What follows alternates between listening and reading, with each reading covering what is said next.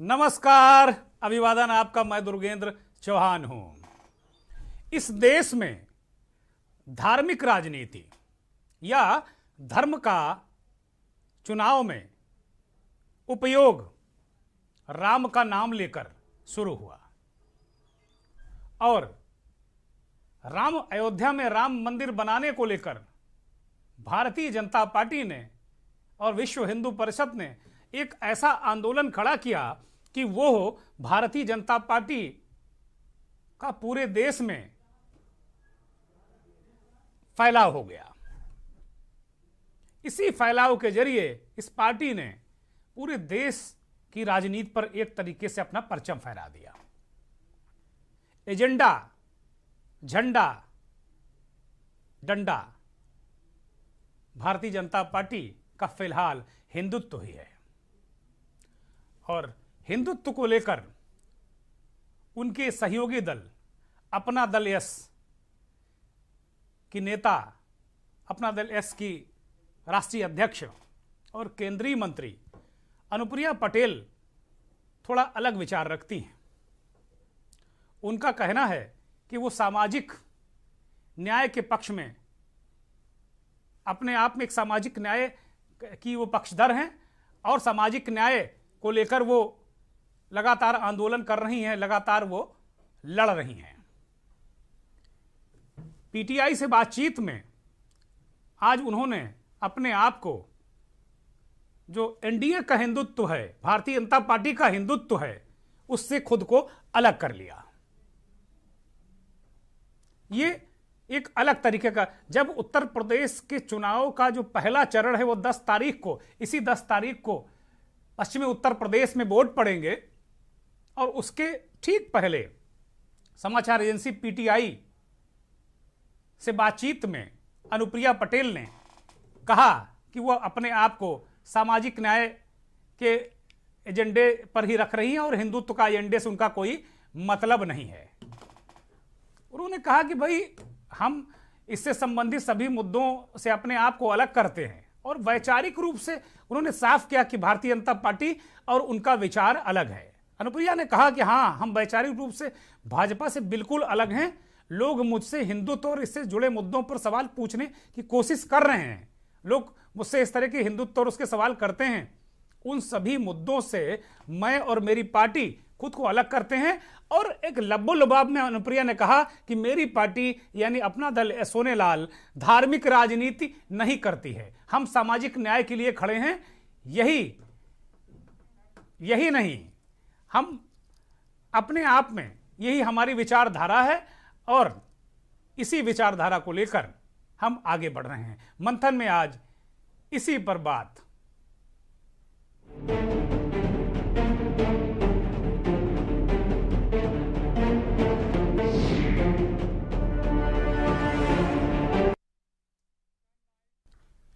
अनुप्रिया की राम से राम राम मंथन का मुखड़ा, इसे थोड़ा समझा देता हूं। क्योंकि भारत में हिंदुत्व की राजनीति, हिंदुत्व का परचम, प्रचंड हिंदुत्व की राजनीति राम का नाम लेकर ही शुरू हुई है। तो अनुप्रिया पटेल ने उस प्रचंड हिंदुत्व की राजनीति वाले राम को राम राम कह दिया कि भैया राम राम, हम इससे हमारा कोई सरोकार है नहीं। ये अनुप्रिया पटेल ने समाचार एजेंसी पीटीआई से बातचीत में कहा है। भी हम देख रहे थे कि तमाम वेबसाइट्स पर, तमाम समाचार पत्रों की वेबसाइट पर ये कोई अनुप्रिया की कोई बाइट नहीं आई है, ये फाइल विजुअल हम चला रहे हैं। लेकिन समाचार एजेंसी पीटीआई से बातचीत में उन्होंने, जब चुनाव अपने पूरे उरूज पर है, एक तरीके से आप हिंदुत्व, प्रचंड हिंदुत्व को मुद्दा बनाकर भारतीय जनता पार्टी और उसके नेता, चाहे योगी आदित्यनाथ हो, अमित शाह हो, नरेंद्र मोदी हो, सब हिंदुत्व को केंद्र बिंदु में रखकर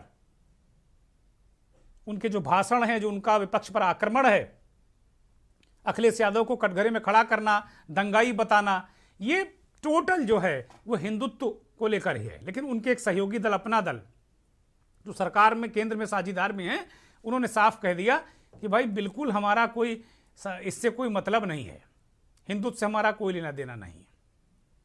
और वो कह रहे हैं कि भाई सड़क हो या संसद हो, हमने सामाजिक न्याय के लिए काम किया है। हमारे जो दल के संस्थापक मरहूम सोनीलाल पटेल जी का भी यही दर्शन था, यही सिद्धांत था, और हम इसे बरकरार रखते हैं। अनुप्रिया पटेल ने साफ साफ खरी खरी ये बात कह दी है। तो उत्तर प्रदेश में पिछले 3 चुनाव में 2014, 2019 के आम चुनाव में और 2017 का जो विधानसभा चुनाव हुआ है, अपना दल एस ने ये भारतीय जनता पार्टी के साथ मिलकर वो चुनाव लड़े और उन्होंने इस बार अपने पहले मुस्लिम उम्मीदवार की भी घोषणा कर दी। इससे पहले कभी भी उन्होंने मुस्लिम को चुनाव नहीं लड़ाया है। तो कांग्रेस की दिग्गज नेता नूर बानो के पोते और नवाब काजिम के बेटे, रामपुर के नवाब हैदर अली को अपना दल एस ने स्वार में अब्दुल्ला आजम के खिलाफ अपना दल भाजपा गठबंधन का प्रत्याशी बनाया है। ये पहला उम्मीदवार है। इस पर अनुप्रिया पटेल ने कहा कि मुझे नहीं पता कि हर कोई उम्मीदवार एक धर्म के नजरिए से क्यों देखा जा रहा है। वो सवाल कर रही हैं, वो कह रहे हैं कि भाई पढ़े लिखे होनहार युवा हैं इसलिए हमने टिकट दे दिया, मुसलमान हैं, हिंदू हैं, इस पर चर्चा करने की क्या जरूरत। इस तमाम बातें हैं, लेकिन वो इतनी सीधी सादी बातें राजनीति में होती नहीं है। राजनीति एक अलग तरीके का खेल है, और खेल इसलिए मैं कहता हूं कि सह और मात इसमें पल पल होती रहती है।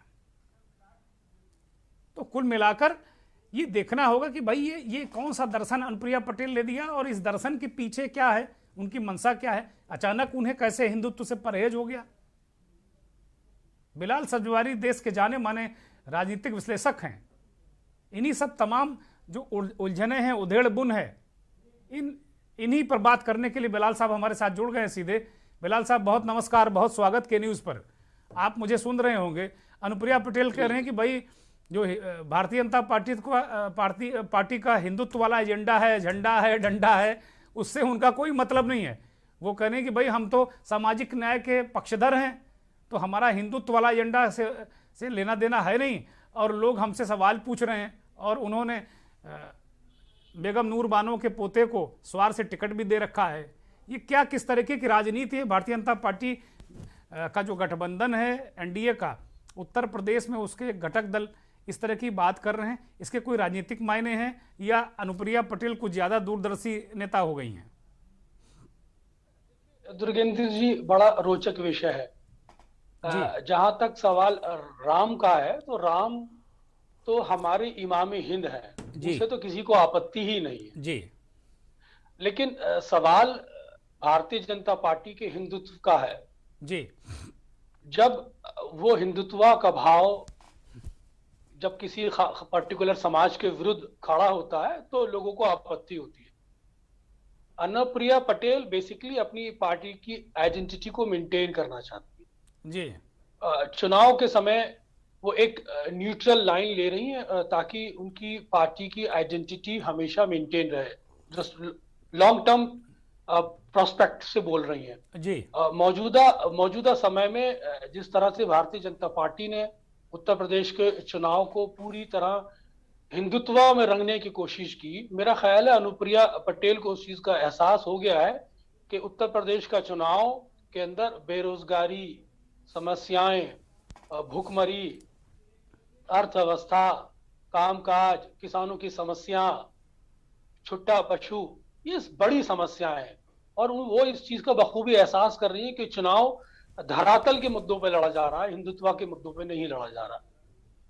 साथ ही साथ वो एक क्लेवर पॉलिटिशियन होने के नाते भारतीय जनता पार्टी के घटक दल होने के बावजूद अपनी आइडेंटिटी को सेपरेट रखना चाहती है।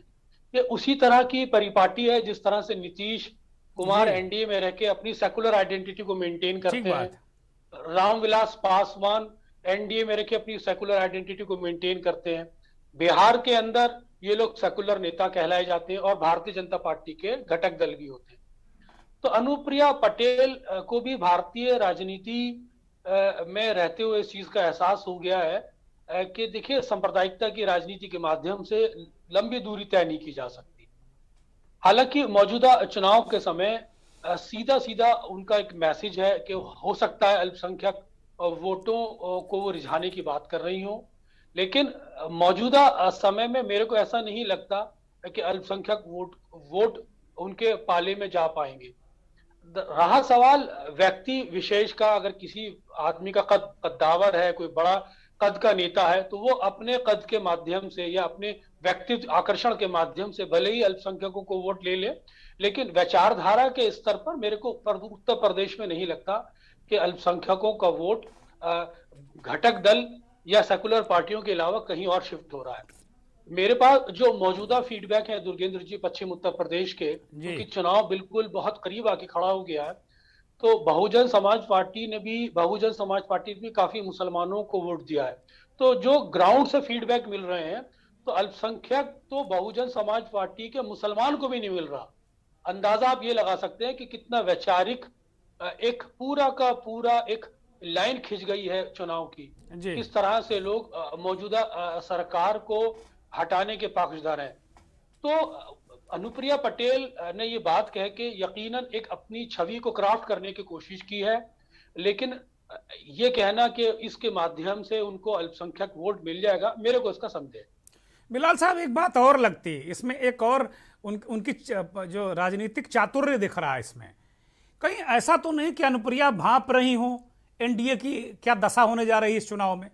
मैं सिर्फ दशा की बात कर रहा हूं, अच्छी या बुरी ये जनता तय करेगी, लेकिन मैं सिर्फ दशा प्रयोग कर रहा हूं शब्द को। बहुत इस पर गौर कीजिएगा कि क्या दशा होने जा रही है कि अनुप्रिया इस बात को भांप तो नहीं गई हैं, इसलिए वो अचानक उनका इस तरीके का कहना कि भाई उनका हिंदुत्व से लेना देना नहीं है, जल में रह के कैसे मगर से कैसे बैर हो सकता है। तो ये कैसे संभव है कि भाई आप उस दल में शामिल हैं, उस दल की टिकट बांट रही हैं धड़ाधड़, आपको खूब ढेर सारे 18 टिकट मिल गए उत्तर प्रदेश में, आपकी तो लॉटरी खुल गई। अगर स्वामी मौर्य और ओम प्रकाश राजभर जैसे लोग अगर दूसरे दलों गठबंधन में नहीं जाते, तो मुझे लगता है कि अनुप्रिया के टिकट इस बार 7-8 रहने वाले थे। संजय निषाद की लॉटरी खुल गई। तो कहीं ऐसा तो नहीं लग रहा कि अनुप्रिया कोई एक कॉर्नर छोड़कर चलना चाहती हो कि भाई हम तो सेकुलर हैं, हम तो सामाजिक न्याय की बात करते हैं, कि कहीं अखिलेश के पाले में एक सामाजिक न्याय का एक खाना इनके लिए खाली हो। देखिए दुर्गेंद्र जी, आपका ऑब्जर्वेशन 100% सही है और मैं इसको एंडोर्स करता हूं आपके ऑब्जर्वेशन पर जी। राजनीति में संभावनाओं को नहीं नकारा जा सकता। दरअसल बेसिकली उनकी मदर ऑलरेडी उस गठबंधन में चली गई हैं, लेकिन उसके बावजूद वो अपना एक प्रोस्पेक्टिव अप्रोच बना रही हैं, एक ऑब्जेक्टिव अप्रोच के साथ उनका ये बयान है।